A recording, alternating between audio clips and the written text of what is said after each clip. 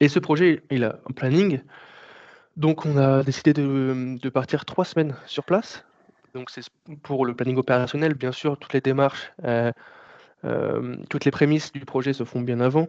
Pour vous dire un peu plus de détails, l'association Oro a été créée début d'année et depuis sa création, on travaille, très régulièrement pour la recherche de fonds, pour la gestion du projet, pour le pilotage du projet. Mais là, je vais présenter le planning opérationnel, du coup la partie où on sera sur place. Donc la semaine 1, elle sera dédiée au voyage vers Nambeka. Nambeka qui est, comme l'a dit Rostan, au nord du pays, donc au nord de la Côte d'Ivoire. Donc il y a déjà tout l'avion, jusqu'à la Côte d'Ivoire, jusqu'à Nambeka en bus notamment. À notre arrivée sur place, on aura une réunion de lancement avec les parties prenantes, aussi bien Unify Africa, aussi bien l'entreprise locale, aussi bien la directrice de l'école, le chef du village, etc. Dans les jours qui suivent, on va recevoir le matériel nécessaire pour la réhabilitation du forage, les panneaux solaires, la pompe, les canalisations, etc. Pour enchaîner sur la semaine 2, et à la fin de la semaine 1, avec l'installation des équipements. Donc vraiment le projet en lui-même. Nous, sur place, on va piloter entre guillemets l'entreprise. Forcément, on n'a pas les connaissances d'ingénierie. On s'aide beaucoup d'ingénieurs, d'architectes, etc., qui nous aident à mieux mobiliser et à comprendre le fonctionnement de la réhabilitation du forage. Mais forcément, c'est pas nous qui allons mettre en place. On va juste être, entre guillemets, en collaboration avec les entreprises et être sur place pour voir si tout se passe bien. Et en attendant, si on est avec les entreprises, peut-être la moitié de la journée, l'autre moitié sera consacrée à nos projets annexes que Rossane a présentés, donc le poulailler, la sensibilisation auprès des élèves, etc. Pour la semaine 3, donc la livraison du projet, avec aussi les tests de qualité sur l'eau, voir si tout fonctionne bien, entre guillemets, pour finir sur le nettoyage du site. Et on a eu une information récemment, comme quoi il y a une fête de village qui est le 15 juillet, donc on va y participer. Août. Et on va août, pardon, oui, 15 août. Et donc on va y participer et en espérant avoir terminé la réhabilitation du forage ce 15 août. Voilà, mais tout ce projet-là a forcément un coût. Et c'est aussi pour ça qu'on essaie de faire ce webinaire, aussi bien pour la présentation, mais aussi qu'on soit transparent au maximum sur notre budget. Vous avez dû le voir sur notre cagnotte, sur notre site internet, etc., et tous les différents canaux dans lesquels on discute. Mais ce projet a un coût, pardon, donc d'une valeur totale de 13 167 €. Avec comme point majoritaire la réalisation du projet, avec la réalisation du forage, les canalisations vers l'école et le projet annexe, donc le poulailler. Est-ce que avant de faire la suite, est-ce que vous avez peut-être des questions sur, le projet, sur, le planning, sur les partenaires ou sur le budget? Alors, Neil est en train d'écrire, juste le temps, je me permets de rajouter quelque chose, Paul. Donc là, ça, c'est le budget total. Donc avec le budget du point d'eau, projet annexe, budget logistique. Mais ça, du coup, c'est notre budget total à nous pour le projet, hein. Mais le budget, aujourd'hui, qu'on cherche à lever, et notamment auprès des donateurs, c'est le budget de 9 117 €, qui est le budget pour le point d'eau ainsi que le projet annexe. Donc tous les dons des donateurs sont utilisés, 100% des dons des donateurs sont utilisés pour le projet et non pour le budget logistique. C'est important de le préciser. Donc, par exemple, si on regarde sur le devis, 10 €, c'est le coût d'un tube en PVC. Bah, si vous donnez 10 €, ou si un donateur donne 10 €, ils iront directement pour acheter ce tube en PVC et non pas pour une partie de notre billet d'avion ou de notre déplacement sur place.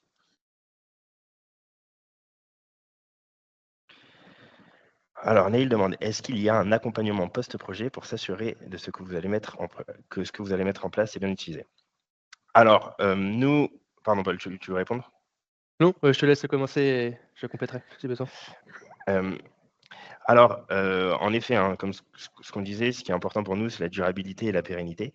Donc, c'est pour ça déjà, première chose, qu'on fait ça avec les communautés sur place, qu'on fait ça avec les chefs de village le jour de la livraison des points d'eau. On sera avec le chef de village et les populations locales et les autorités locales pour s'assurer que ce point d'eau ne sera pas délaissé et qu'on aura à la fois des nouvelles de ce point d'eau, notamment par la population, mais aussi par Unify Africa.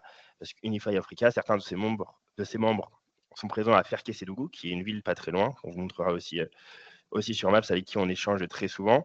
Et nous, on veut assurer une durabilité. Donc, c'est aussi quelque chose qu'on est actuellement en train de traiter avec les entreprises, mais le but va être de tester l'eau, de tester la qualité de l'eau, et évidemment, de faire ces tests tous les ans ou tous les 2 ans maximum, plutôt tous les ans, pour s'assurer que l'eau est toujours potable, qu'elle n'est pas contaminée, que si elle est contaminée, on puisse prendre les dispositions pour pouvoir la traiter, et ainsi de suite.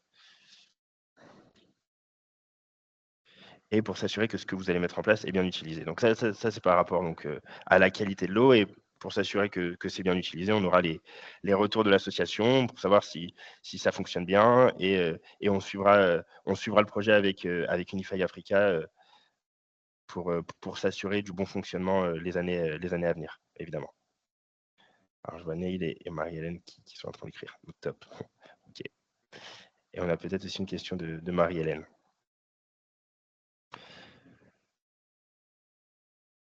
Alors La exact. qualité. Marianne, pour la qualité de l'eau, je crois qu'il est conseillé de tester 2 fois par an, c'est exact. On s'est renseigné, on a beaucoup communiqué avec des ingénieurs et des entreprises locales qui doivent venir régulièrement. Donc l'espèce 2 fois par an, on n'a pas encore défini ça, mais régulièrement. On était plus sur du 8 un peu plus de 8 tests par an. Donc je ne sais pas combien de temps ça va correspondre.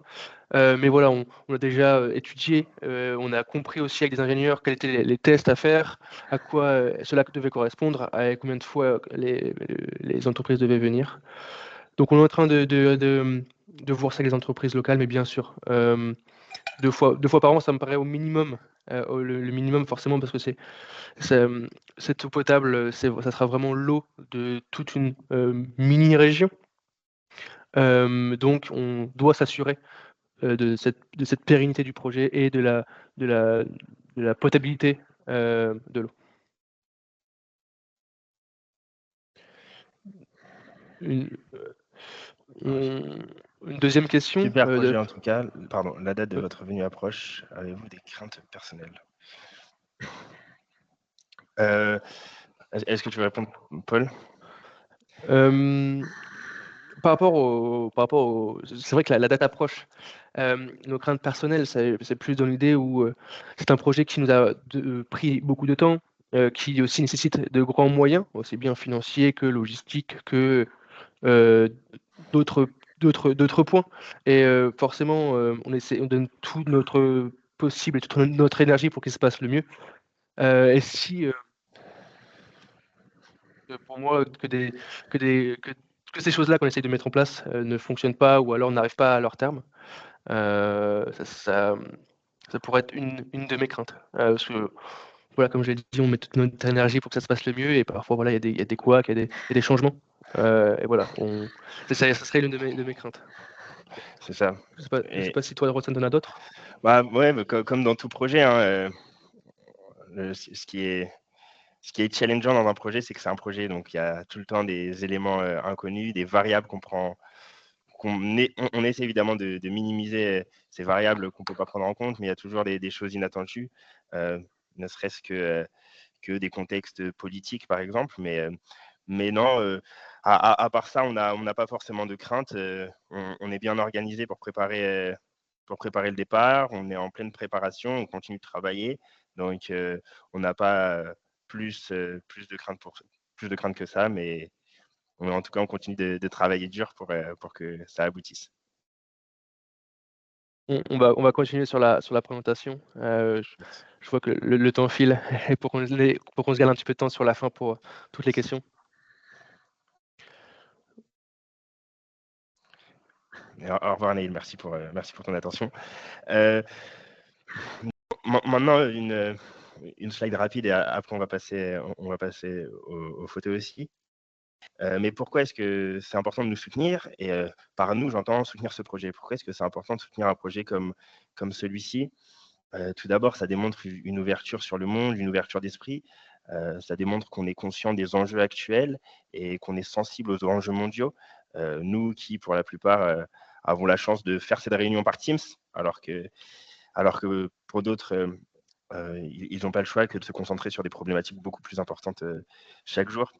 Ça permet de s'engager dans un projet à sens et d'avoir un impact pour le bien social, notamment en soutenant plus de 500 personnes qui auront, grâce à vos actions, une meilleure accessibilité à l'eau. Et comme on le disait, indirectement, par la création de points d'eau dans le logement des professeurs et dans l'école primaire, ça permet de soutenir le développement des jeunes de demain, ce qui est très important et surtout je pense dans la période actuelle, c'est important de s'engager pour la jeunesse, s'engager pour les jeunes et les plus jeunes que nous, parce que nous aussi on est jeunes, mais pouvoir permettre à tous de se développer et que ce ne soit pas quelque chose qui soit freiné par un manque de moyens et un manque d'un besoin à un accès qui est vital. Maintenant, on fait ce webinaire pour montrer un petit peu l'association et le projet. Mais on vous demande aussi, si c'est possible, de soutenir par quelle que soit l'échelle, hein. Bien sûr, que ça peut être en nous aidant à gagner de la visibilité, en partageant nos différents contenus sur les réseaux sociaux, euh, en parlant aussi de notre association et notre projet à vos proches, à vos amis, à votre famille. Ça peut être aussi la mise en contact avec des entreprises euh, qui pourraient potentiellement être partenaires, qui seraient intéressés pour collaborer avec nous pour X ou Y raison. Ça peut être aussi l'aspect ingénierie, ça peut être l'aspect collaboratif ou partenariat. Mais c'est aussi, si vous le pouvez, en tout cas, ou si vous le souhaitez, par un don financier pour nous aider à la réalisation de ce projet. Et comme Rossane vous l'a dit, les dons financiers par des particuliers, c'est voué uniquement au projet en lui-même. Donc l'exemple que Rossane a cité, 1 € de don, c'est 1 € qui va revenir pour l'achat d'un tube en PVC ou 10 € ça peut être pour un mini panneau solaire ou ce genre de choses. Et Donc comme le slogan de notre association, c'est Goutte de solidarité, rivière d'avenir. Tout est dit dans le slogan. Un petit geste de notre part ou de votre part, c'est un avenir certain pour les communautés qu'on va aider. Et dans ce cas-là, la communauté de Nambeka et de sa région. et il y a un chiffre qui est assez intéressant. Donc là, le budget, on est à 9 000 €. 9 000 € pour que ce point d'eau bénéficie à un peu plus de 500 personnes. Donc le coût est de 9 000 € pour 500 personnes. 9 000 divisé par 500, ça donne 18. Le coût pour qu'une personne ait accès à l'eau à l'Ambeka est de 18 €. Donc c'est juste un chiffre qui est intéressant parce que quand on regarde le projet comme ça, on se dit que c'est un gros projet qui demande beaucoup d'argent, mais derrière la finalité, 18 € pour donner pendant des années accès à l'eau à une personne qui est quelque chose de vital, c'est pas tant que ça. Et, l'autre chose, c'est que vous pouvez aussi du coup devenir membre de notre association si c'est quelque chose qui vous intéresse, si vous avez envie de suivre les avancées. Le but avec les membres, c'est de communiquer un peu plus que sur les réseaux sociaux, leur donner des avancées plus souvent par rapport au projet, et notamment quand on va rentrer, on est en contact avec quelqu'un pour réaliser un documentaire sur les actions qui auront été réalisées et organiser du coup une soirée de retour dans des locaux avec la projection du reportage. Donc voilà, tout ça, c'était par rapport au projet. Je ne sais pas si vous avez des questions, je vais ouvrir le chat en parallèle. En tout cas, si vous en avez, n'hésitez pas. Et, euh, et maintenant, je vais prendre la main, Paul.